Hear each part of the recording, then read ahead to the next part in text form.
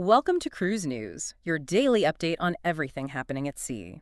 Visit cruisenews.io to see today's stories and sign up for email alerts. Right, and today's briefing is really going to focus on how cruise travel is undergoing this rapid global expansion. We're looking at everything from Disney Cruise Line's accelerated fleet growth to some major infrastructure scaling at Southeast Asian ports, and how Northern Europe itineraries are evolving from Regent Seven Seas. Yeah, let's start with the Walt Disney Company. Their fiscal third quarter materials just came out, and they indicate a pretty significant accelerated timeline for Disney Cruise Line. They do.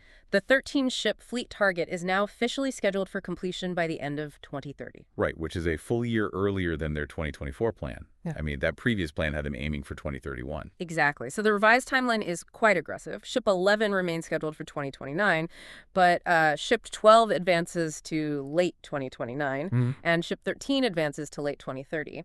Plus, also in 2029, they're introducing a fifth Wish-class vessel specifically for Oriental Land Co. Right, the owner and operator of the Tokyo Disney Resort, and that one will be sailing from Japan. Correct. Though Disney and Oriental Land Co. have not actually announced the name of that Japan-based ship yet. No, they haven't. And, furthermore, Disney hasn't named ships 11, 12, or 13, nor have they disclosed their full class details. Right. We just have some basic parameters. Exactly. They are described as being smaller than the Wish class, Yeah. essentially sitting between the Magic and Dream classes. Cruise Industry News noted they should be about 105,000 gross tons. Which provides some interesting scale context. I mean, if you look at the active fleet, it ranges from the Disney Magic and Disney Wonder, which hold roughly 2,700 guests, Right. all the way up to the Disney Adventure, which takes up to 6,700 guests. Yeah, and the Wish-class ships sit around 4,000 guests and 140,000 gross tons. So bringing in 3 ships in a single calendar year, 2029, I mean, that is a historical first for the line. The operational scaling required for that is immense. It is, but the fiscal Q3 data really points to how they're preparing for it. With the Disney Destiny and Disney Adventure, they increased stateroom capacity by approximately 50% compared to the prior year quarter. 50%, wow. Yeah, they successfully navigated that. The Experiences segment reported a 10% revenue increase, and global guests rose 4%. So they are actively testing their capacity for rapid scaling. And it adds up. The Cruise Industry News 2026 annual report estimates that the 8-ship line has an annual guest capacity of 1.7 million. Right. And looking at the next name delivery, we have the Disney Believe Live debuting in late 2027. That's the 4th Wish-class ship, right? Exactly. Currently under construction at Meyer Werft in Papenburg, Germany.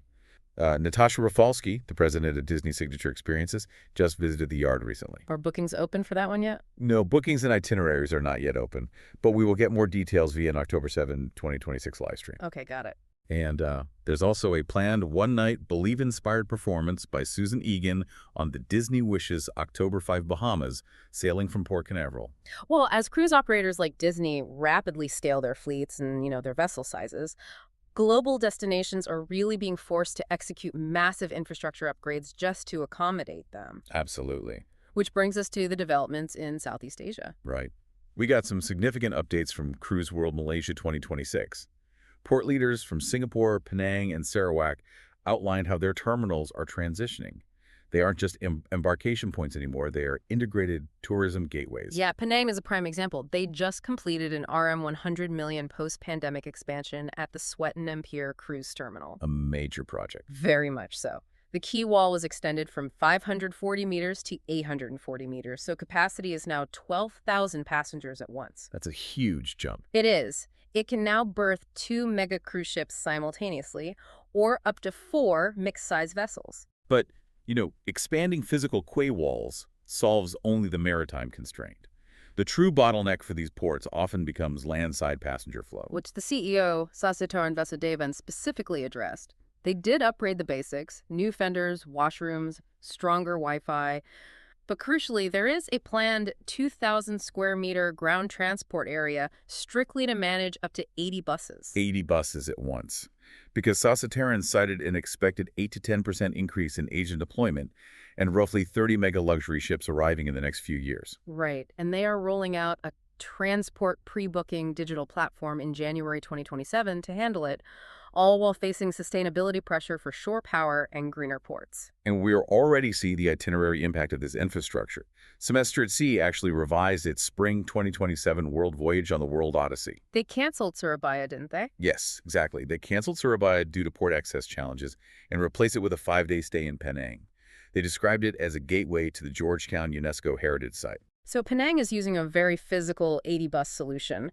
But if you look south to Singapore, they are taking a much more technological approach to manage similar high-volume passenger movements. Yeah, Singapore's Marina Bay Cruise Center, MBCCS, completed a $40 million revamp in October 2025.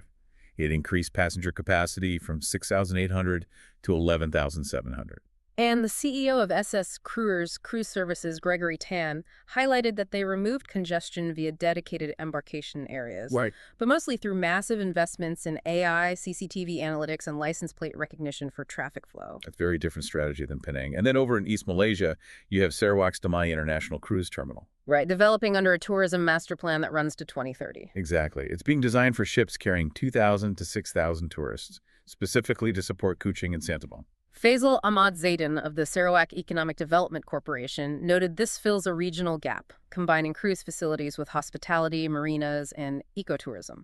So, while emerging markets in Asia are building new infrastructure to capture these growing megaship deployments, established markets like Northern Europe are seeing dynamic shifting of luxury and residential itineraries. Right, and a great example of this is Regent Seven Seas Cruises. Their Seven Seas Voyager just commenced a late summer Northern Europe program from Southampton following a Mediterranean deployment. Yeah, the ship repositioned via a 14-night Lisbon to Southampton cruise in late July. It featured overnight calls in every single destination across Portugal, France, Belgium, the Netherlands, and the UK. Which is a very dense schedule. It is. And the upcoming schedule is just as intensive. The 20-night Isles of Myth Magnificence voyage sails round trip from Southampton in mid-August. Covering 14 destinations across the British Isles and Iceland. Right, including an overnight in Seydisfjordur with calls at the Shetlands, Faroes, Hebrides, and Westman Islands. Let's run down the ship specs for the Voyager, for context. It was built in 2003 by Itineraries in Genoa. 42,363 gross tons. 670 feet long, 94.5 feet wide, 9 passenger decks, 700 guests, and roughly 450 crew. And after late September, it repositions to Barcelona, then the Med, and eventually Africa and the Indian Ocean for winter. Meanwhile, the Seven Seas Navigator is sailing its final regional season for Regent. Yeah, the 1999-built 490-passenger ship completed a 14-night Barcelona to Dover cruise on July 19th, 2026. Right, and now it is operating 9 to 15-night itineraries from the UK, Sweden, and France. Specifically, there's a 9-night Dover to Stockholm cruise with overnights in Copenhagen and Oslo. Then a 15-night Stockholm to Le Havre, Baltic, and North Sea itinerary. And a 12-night Le Havre to Barcelona cruise with Iberian coast calls like St. Malo, La Coruna, and Lisbon. But we were tracking 2 distinct operational life cycles here in the exact same region. The Voyager is settling into a traditional seasonal deployment. Right. But the Navigator is executing its final commercial European tour before exiting the traditional market entirely. Which makes sense because the ship's specifications dictate those divergent paths. The Navigator is older and it's smaller. Exactly. After it continues in the Med through early 2027 and moves through Africa, Asia, and Australia, it will be handed over to Avora Residences, which is backed by Villavai Residences, in late 2027. Right, to be completely converted into a residential vessel for continuous world cruises with owned staterooms. Yeah. And, as new megaships continually expand global capacity, the industry really should monitor this trend of converting late 1990s luxury vessels like the Navigator into permanent residential ships. It could very well become a standard secondary life cycle for aging luxury tonnage as new builds just keep entering the market. Thanks for listening to Cruise News. Visit cruisenews.io to catch up on the latest updates and sign up for free email alerts.